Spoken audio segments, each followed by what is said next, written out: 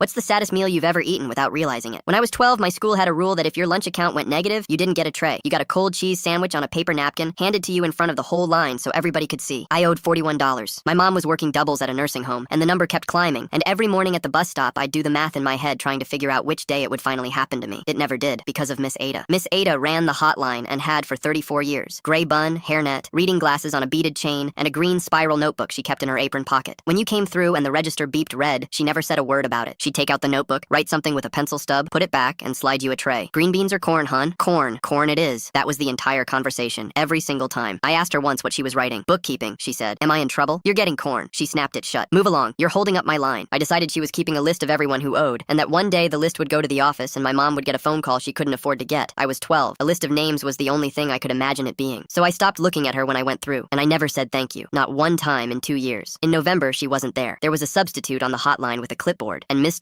Lomax, our assistant principal, standing at the register with his arms crossed. I watched 3 kids ahead of me get handed a napkin. When I got up there, the register beeped, and the substitute looked at Mr. Lomax, and Mr. Lomax looked at his screen. $41, he said, out loud. That's a negative balance. I know. Then you know what you get. 2 slices of white bread and 1 slice of cheese. Cold, no wrapper. The line behind me had gone quiet the way a line does. I sat at the end of a table near the trash cans and ate it in about 90 seconds because eating it fast felt better than eating it slow. It tasted like nothing at all. It was the only thing I ate that day. She was back the following Monday. Notebook, pencil stub, tray. Green beans or corn, hon? I didn't answer her. I took the corn and I walked away. I'm 38 now. Last spring, my mom called and told me Miss Ada was retiring and the school was doing something for her in the cafeteria on a Friday afternoon. I almost didn't go. I went because my mom asked me to. There were maybe 80 of us in there, most of them people I'd gone to school with, all standing around under the same fluorescent lights. The district had sent a sheet cake and a certificate in a plastic frame. Miss Ada sat in a folding chair by the milk cooler, smaller than I remembered, letting people come to her one at a time. Then her daughter Corinne climbed onto a chair, and she was holding the notebook. Some of you might remember this, she said. My stomach went cold. There it was, the list. Mom kept one every year. There are 34 of them in a shoebox at her house, and last month I finally asked her what they were. She opened it. It's not a list of who owed. It's a list of what she paid. Nobody in that room made a sound. Every time a kid came through her line short, she covered it out of her own pocket and wrote down what she put in, so the register would balance at the end of the day, and nobody in the office would ever know that kid had been short. Corinne stopped and had to start again. We added the books up last week. $19,640 on a cafeteria salary, over 34 years. Afterward, Corinne found me by the milk cooler and put the notebook in my hands. She wanted you to see this one, she said. She still remembers your name. My name was on nearly every page of the fall, more than anybody's. And when I got to November, there were 4 entries that week, and then a gap where the handwriting stopped. And in the gap, in the same careful pencil, she had written, sent home, 2s through free. Office says no more covering accounts. Went back Monday anyway. Still owe Rowan 1 hot lunch. I read it 4 times. Then I closed the notebook and got in line for the sheet cake, because I was not going to let 80 people watch me come apart in that cafeteria twice.